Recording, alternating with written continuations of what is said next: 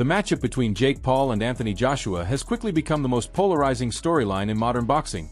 A collision between spectacle and legitimacy that forces even the most seasoned analysts to sit up and take notice. The moment rumors began circulating that Joshua was genuinely entertaining a fight with Jake Paul, shockwaves pulsed through the sport. Because for all the headlines Jake has created, for all the opponents he has flattened, and for all the noise surrounding his transformation from internet personality to professional fighter, this is a challenge that exists on a completely different planet. Joshua is not a novelty opponent or a crossover experiment. He is a former unified heavyweight champion, an Olympic gold medalist, a man who spent a decade fighting the most dangerous giants walking the earth. And now the idea of Jake Paul sharing a ring with him has become more than fantasy. It has entered the realm of negotiation. As opinions exploded across social media, the boxing world found itself divided into camps that reflect not just differing predictions, but differing philosophies. One group sees Jake Paul as a fearless disruptor, someone who has earned the right to take big swings by knocking on the sport's door harder than anyone expected. The other group sees him as a cruiserweight novice flirting with catastrophe, a man stepping into the crosshairs of a heavyweight whose punches could end more than just a boxing career. At the center of it all stands the simple, undeniable truth that Anthony Joshua is unlike anyone Jake has ever faced. The size difference is staggering. The power gap is alarming. And no amount of confidence or marketing can change the fact that Joshua's resume includes names like Klitschko, Usyk, Ruiz, Povetkin, and White, while Jake's includes fighters who were not born into the heavyweight world. Yet despite the overwhelming logic that tilts the scales toward Joshua, Jake Paul supporters insist the fight is not the foregone conclusion most believe it to be. They point to Joshua's history of struggling under pressure, to the mental fatigue that has haunted him in his biggest defeats, to the moments when the weight of expectation seemed heavier than the belts he carried. They highlight Jake's steady improvement, his ability to remain calm under fire, and his refusal to be intimidated by the reputations of others. And they believe this combination of fearlessness and momentum gives him a puncher's chance, even against a man who outweighs him by over 50 pounds. Still, seasoned heavyweights like Tommy Fury and Derek Chisora laugh off the idea that Jake Paul could survive more than a few rounds. From their perspective, Jake's developing skills look impressive only because they have been displayed against mid-sized opponents with limited experience. Heavyweight boxing is governed by a different law entirely. Power behaves differently. Impact behaves differently. Even the punches that miss seem to pull the air out of the room. To Chisora, Joshua does not just have an advantage. He has a responsibility. If he cannot dispatch Jake Paul quickly, then the performance itself becomes a stain on his legacy. In Chisora's world, a fight like this has no business reaching the halfway point, and any heavyweight who allows it to would need to answer far more questions than the one standing in front of him.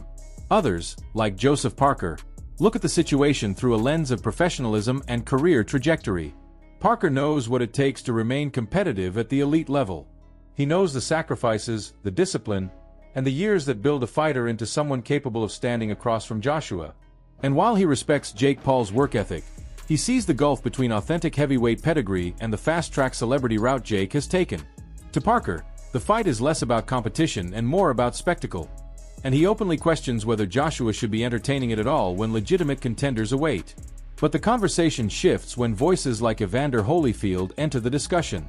Holyfield, who once stood in the ring with the hardest punchers in heavyweight history, doesn't entirely dismiss Jake Paul's chances. Instead, he focuses on conditioning, mentality, and readiness for the deep waters that heavyweight boxing demands. He acknowledges Jake's commitment and athleticism, but he also recognizes that enduring 3 minutes inside the ring with a true heavyweight requires a level of experience that cannot be learned in a few years.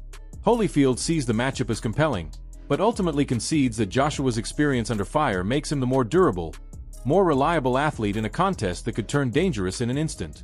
The conversation becomes even more unpredictable when names like Tyson Fury, Darren Till, and Tony Jeff weigh in.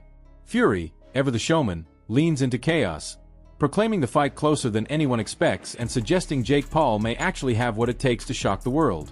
Whether Fury truly believes it or simply enjoys stirring the pot is a question only he knows. Darren Till, meanwhile, focuses on the psychological angle, arguing that Jake's mental strength and fearlessness could rattle Joshua, who has shown vulnerability when the pressure mounts.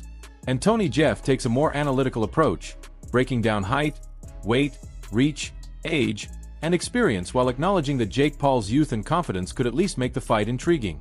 Yet beneath the debates and hot takes, A darker truth emerges from the voices of those who have seen the devastation heavyweight power can unleash. Analysts warn that fights like this blur the line between entertainment and danger. They point to mismatches of the past, to fighters seriously injured because promoters valued spectacle over safety. They remind us that boxing, unlike any other sport, carries consequences that stretch far beyond scorecards. Duke McKenzie, Amir Khan, Frank Warren, and Lawrence Oakley all echo the same message. This fight is more than a mismatch, it is potentially hazardous. And once the bell rings, no amount of hype can protect someone from the force behind a heavyweight's punch. Still, the spectacle is irresistible. Jake Paul, through sheer force of will and ambition, has carved out a place in boxing history as one of the sport's most unpredictable disruptors. He has made millions tune in to fights that would otherwise go unnoticed. He has embarrassed critics who dismissed him early on. And now he is pushing the boundary further than ever before, targeting a man who once held 3 heavyweight titles simultaneously.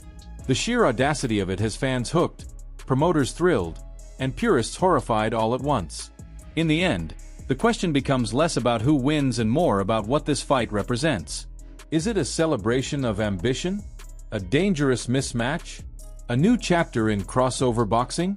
Or simply a reflection of a sport that is constantly reinventing itself, even when it shocks its own fans? So now we turn it over to you.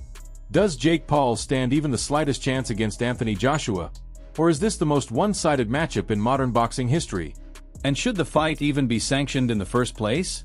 Share your thoughts below, and if you love deep dive breakdowns like this one, make sure to like, subscribe, and hit the notification bell so you never miss our next big boxing story.